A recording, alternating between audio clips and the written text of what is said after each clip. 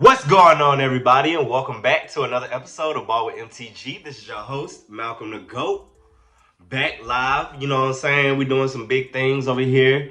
But before we get started, this episode is brought to you by Sportscasters Network. I'm going to have the link in the description for you guys to follow all of their social medias because we're networking now. We're all part of one platform. It's great.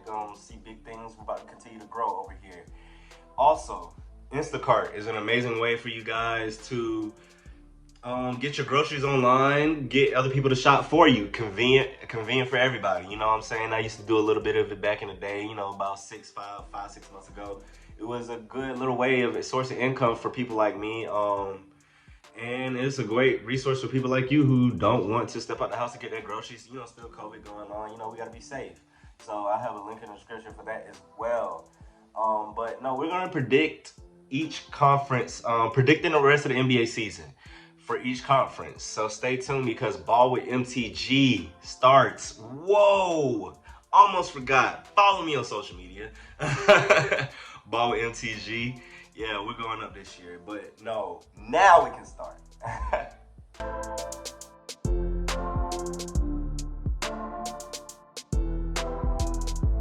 What's going on, everybody, and welcome back to another episode. Like I said, we're going to start talking about what's going to happen for the rest of the NBA season.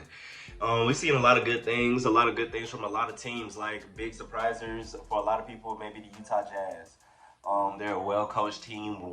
They have endless scorers on their team, not scorers, but facilitators. The ball movement with that team and everybody is really unselfish. I think everybody's bought in. Mike Conley is stepping up his play. He's playing a lot better than he did last season. I would say that, and it's really a dark horse. That team is a dark horse. I don't know what they're gonna do in the postseason, but I know Donovan Mitchell is a superstar. Donovan Mitchell can give it to you any night. He could shine with the best of them, and I think that's the best thing that this Utah Jazz team can see with this team. They have a lot of potential. Donovan Mitchell is still young too, and they have a lot of young pieces around. With a good prime Jordan. I like Jordan Clarkson from coming off that bench for them. Royce O'Neal, Mike Conley, Joe Ingles. The list is endless. This team is really loaded, and to go along with a team that can that plays defense as well. One of the top defenses in the league. With Rudy Gobert anchoring it. He's a max contracts player as well, according to his contract. Now, we can argue about that any other day. But it's also good to see teams like the Phoenix Suns, who currently sit in 4th place, and the Portland Trailblazers, who are without a lot of players. Yusuf Nurkic, CJ McCollum. Two big stars that they're without, and they're still fighting 5th. And much respect to Damian Lillard and all those guys. Gary Trent Jr., Carmelo Anthony, who just finished balling out against LaMelo Ball, who still is a problem in this league. Carmelo is still a problem in this league. He's in his 18th season as well, along with LeBron, and still a problem. And it's just great to see that he can still go, because we all know the story what happened a couple of years ago. They tried to kick him out the league, but he made a way. When there's a will, there's a way, guys. But then also another thing, it's a lot. I don't think they're gonna stay in here, but the San Antonio Spurs are currently the 6th seed as well, and that's nothing to take away from them, because that's a really well coached team. So we know what they can do on any given night. But no, I could talk about the pointers. The current standings are the Utah Jazz at number 1 at 27-28. The Los Angeles Lakers at 24-11. The LA Clippers at 24-12. The Phoenix Suns at 22-11. The San Antonio Spurs at 17-13. The Denver Nuggets at 19-15. And the Golden State Warriors at 19-16.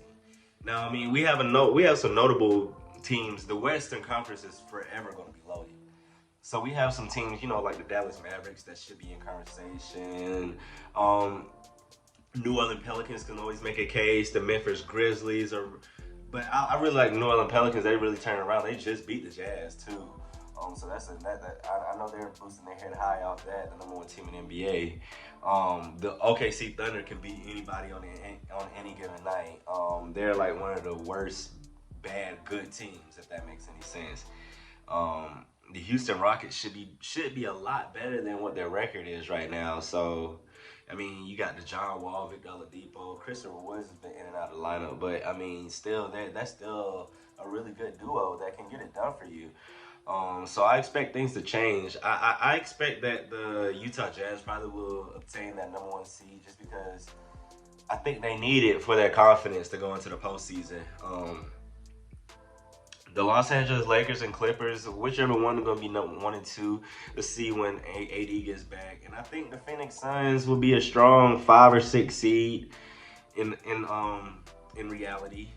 Because Chris Paul can lead any team. We've seen it. We have to give him his props. He can lead any team, and they're going to make some noise. They're going to be competitive every single night, and we can't take that away from them.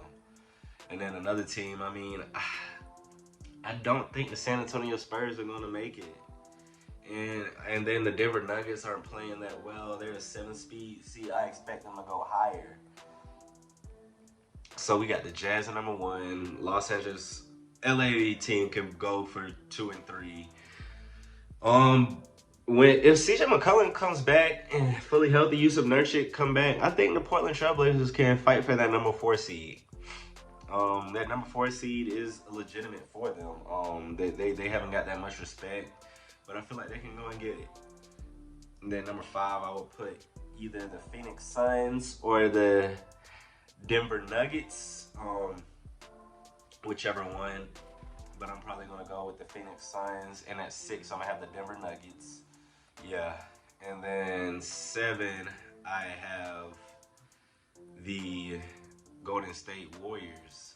And then 8, I got creeping in with the Dallas Mavericks. I think that that would be an interesting first round. The Dallas Mavericks and the Utah Jazz. I mean, that would be great for TV, especially, with this COVID going on. Even if fans are gonna TV, the TV is still gonna be the most prominent way to watch an NBA big game, at least for over the course of this next year. But yeah, I mean, locked in with those teams. I mean, that should be a really good first round. The Dallas Mavericks and the Utah Jazz. I mean, I would definitely watch that. Tune in. Donovan Mitchell, Luka Doncic. Who would have thought? But yeah, guys, I'm gonna wrap this video up because it's getting kind of long. I appreciate you guys for watching. If you guys want more content, stay locked in with Ball With MTG. We're going up this year, and big shout out to sportscasters because they're doing it big as always. But that's about it for this edition of Ball With MTG. I'm out. Peace.